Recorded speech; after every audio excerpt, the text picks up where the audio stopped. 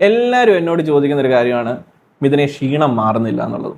അപ്പം ക്ഷീണം മാറുന്നില്ല എന്നുള്ളതിൻ്റെ കാരണം തന്നെ നമ്മളുടെ പ്രശ്നങ്ങളാണ് അതിൽ ഏറ്റവും വലിയ കാരണങ്ങൾ എന്ന് പറയുന്നത്. നമ്മൾ ആദ്യം ചെക്ക് ചെയ്യേണ്ടത് നമ്മുടെ വൈറ്റമിൻസ് ഒക്കെയാണ്. അതായത് മഗ്നീഷ്യം, നമ്മുടെ ശരീരത്തുള്ള വൈറ്റമിൻ ഡി, അങ്ങനെയുള്ള മെയിനായിട്ടുള്ള വൈറ്റമിൻസ് എല്ലാം കറക്റ്റ് ആണോ എന്നുള്ളതാണ് ഫസ്റ്റ് ചെക്ക് ചെയ്യേണ്ടത്. രണ്ടാമത്തെ കാര്യം നിങ്ങളുടെ ഉറക്കം കറക്റ്റ് ആണോ എന്ന് ചെക്ക് ചെയ്യണം.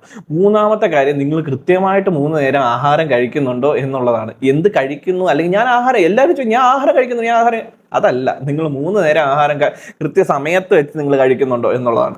പിന്നെ നിങ്ങൾ വെള്ളം കുടിക്കുന്നുണ്ടോ, ഇങ്ങനെയുള്ള ബേസിക് ആയിട്ടുള്ള കാര്യങ്ങളൊക്കെ നിങ്ങൾ കറക്റ്റ് ചെയ്താൽ മാത്രമേ നിങ്ങൾക്ക് വിട്ടുമാറാത്ത ക്ഷീണം മാറത്തുള്ളൂ. അല്ലെന്നുണ്ടെങ്കിൽ നിങ്ങൾ എന്തെങ്കിലും ഹെൽത്ത് റിലേറ്റഡ് ആയിട്ട് ഇഷ്യൂസിലായിരിക്കണം. അതായത് എന്തെങ്കിലും മെഡിസിൻ എടുക്കുന്ന, അല്ലെങ്കിൽ എന്തെങ്കിലും ഹെൽത്ത് ഇഷ്യൂസിൽ നിൽക്കുന്ന ഒരാളായിരിക്കണം, അതുമായി റിലേറ്റഡ് ആയിരിക്കും അപ്പോൾ ക്ഷീണം എന്ന് പറയുന്നത്. നോർമലായിട്ട് എല്ലാം നോർമലായിട്ടുള്ള ഒരാൾക്ക് ഇങ്ങനെ ക്ഷീണം വരുന്നുണ്ടെന്നുണ്ടെങ്കിൽ അത് പ്രോപ്പറായിട്ട് നമ്മൾ ചെക്ക് ചെയ്യണം എന്ത് കാരണത്താലാണെന്നുള്ളത്.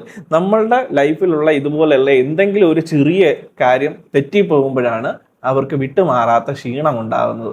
എല്ലാവരും ഹെൽത്തി ആയിട്ടിരിക്കുക, സേഫ് ആയിട്ടിരിക്കുക.